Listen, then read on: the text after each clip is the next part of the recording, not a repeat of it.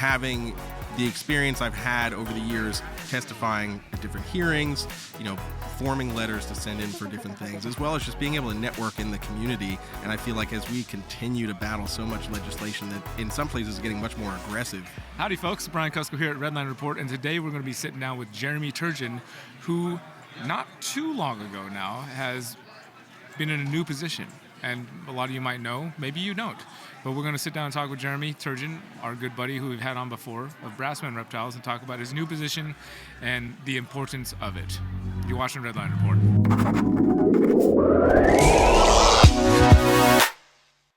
Now, what's up, bro? Not much, man. I'm just enjoying Tinley. This is actually my first March Tinley. We're not at Tinley. We're just at the Redline Report table. It's timeless. Oh, it's timeless. It's timeless. Oh, perfect. This thing will probably come out in about 3 months. Perfect. So at Tinley, 3 months prior. No, I'm doing good, man. That's doing good. Dude, I'm stoked for you for many reasons. Okay. I mean, I appreciate the stokedness. Yeah, I mean, I'm sure that I know that there's lots of struggles along the way. We all have them, and so there's, it has also been a bit of a rough time for us. Yeah, for sure. But I'm also just, it makes me happy to see you succeeding in your music, and I was really stoked when I saw that you became an official USARK official. I appreciate that, man. At USARK official. At Instagram. _official. At USARK _ official. I appreciate it, man. Yeah, well, I'm sure they do. You've been doing a lot of work with them already. You were already very involved with what was happening and keeping yourself on the forefront of knowing what's happening and keeping people informed. So it seemed like a natural progression for you to actually become a member, not a member, but what is your title? So my unofficial title right now is the community coordinator. It might change. So the position that I'm in is pretty multifaceted. So I'm doing a lot of social media work for them right now, but I'm also doing a lot of networking and having discussions with folks just about USARK in general that either can't get to Phil or are intimidated. Because Phil's a big guy. Sometimes they're like, I don't know. He's in his own world. I don't want to bother him. It makes me nervous, And apparently I don't make people nervous. So. Yeah, you definitely have never done that to me. Right.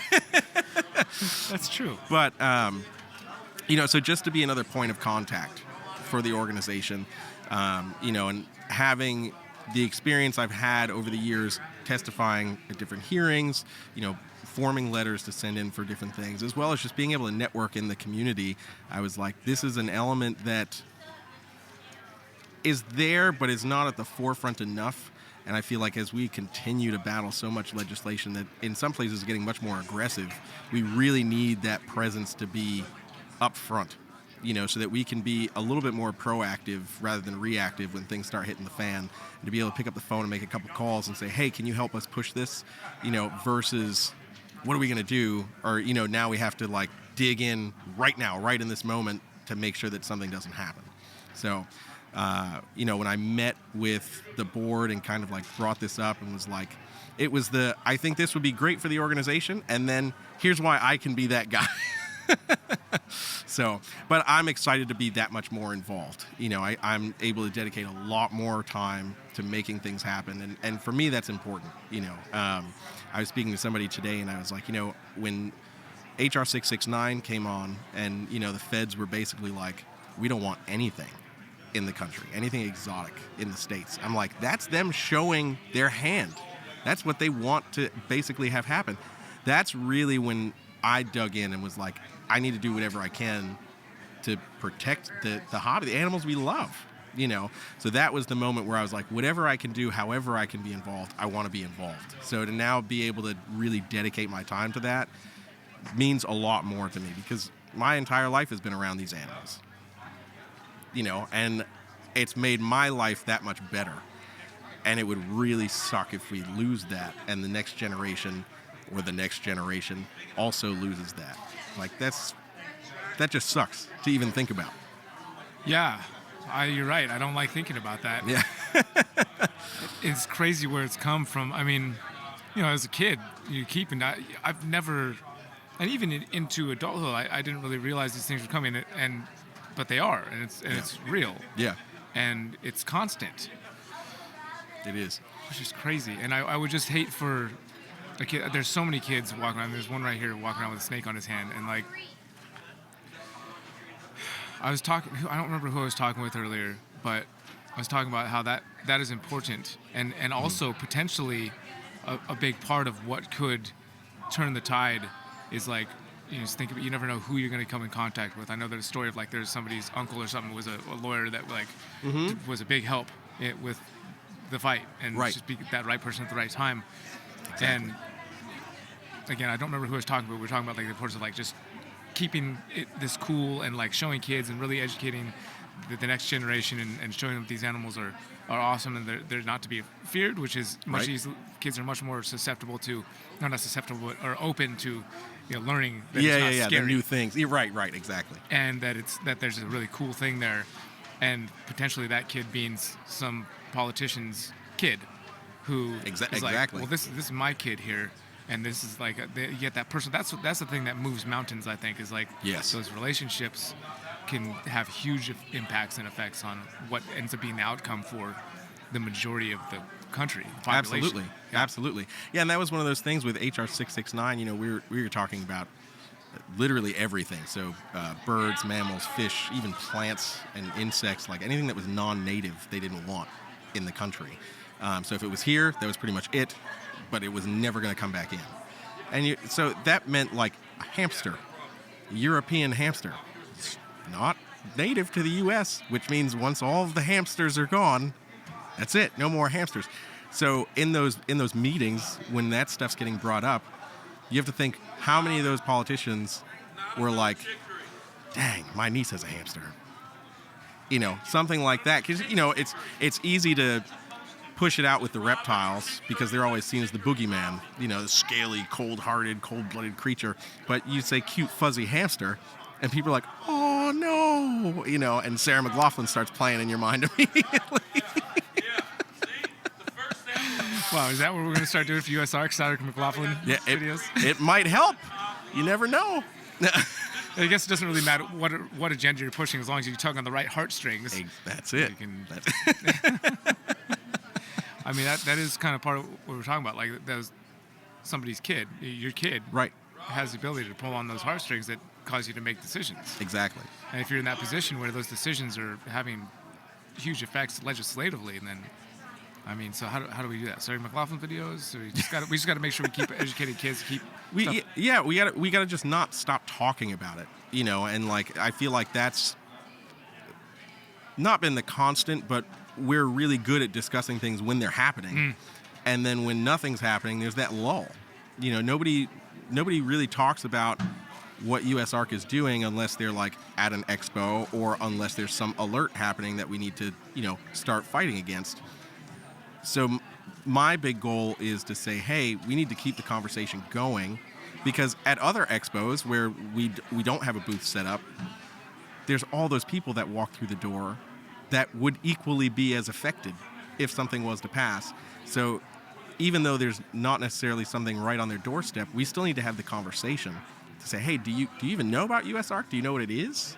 Do you know how it's saved us in the past? And I'm amazed at how many people just don't even know about it, And I think like every expo, there should be some kind of banner right by the entrance, like USARK fighting for our rights, like find out how you can be involved. Just something simple. It's not about like, oh, you need to be a member right now. You have a leopard gecko member. It doesn't need to be that intense. Obviously, we want membership. Like, that's obviously what we're going for. But when we start talking about the people who don't know the industry, they know nothing about the industry. They're like, I got this leopard gecko at Petco, and it's just my cool pet. And that's it. They have no idea how they could be impacted by something. And if that conversation never happens, they're never going to know. So my thing is like, they at least need to know we exist and what we're for. And then when something maybe does knock on their doorstep or they see something happening, they'll be like, okay, I don't want that to happen. How can I get more involved? I've heard about this organization, but what is it about? So that's my goal, is like just to be planting that seed more, especially on the off time when we aren't necessarily facing a lot of insanity. Yeah, that makes sense. That's good. Yeah. I mean, flyers at pet stores. It could be flyers. It could be like I designed like basically a little 4x6 postcard thing that's literally like U.S. Ark, fight for your rights. Have you heard of this organization? Do you know what it does? And do you know how you can get involved? And then a QR code. Learn more here. You can put that right at the register of a pet store. And when somebody's checking out, like, hey, if you're not aware of U.S. Ark, scan that code, take a look at it. They're really important for reptile keepers. Yeah. Or something for animal keepers. In period. general, yeah, exactly. Because, as you said, they're showing their whole hand with no non-native species, which, I mean, if you go back far enough, that includes, like, horses. Exactly. So... Which is crazy. It's just really crazy to think about, man. Yeah. Like, sheesh. And it puts that in the perspective of people's minds, like, yeah, if the reptiles go, everything follows. Mm-hmm. It's like I said, we're easy to make the boogeyman out of the reptiles because it's the cold-blooded, scaly, whatever. But that's the one hit of the chisel that shatters the whole rock. If that goes, something else is going to go too. Yeah. So you can have a disdain for snakes or whatever, but the reality is we are a very vital part of the pet keeping industry, even if you don't like us. Yeah, totally, man. Well, I think it's good. I think you're right to keep the conversation going, and it's not about being like doom and gloom. It's about reality and wanting the reality to stay a reality that we're able to have pets. Exactly. Yeah. Doom and gloom is not at all the message that we want to even push. It sucks that we have to deal with certain situations where it's like, where is this coming from? None of this makes any sense, and this is really terrible.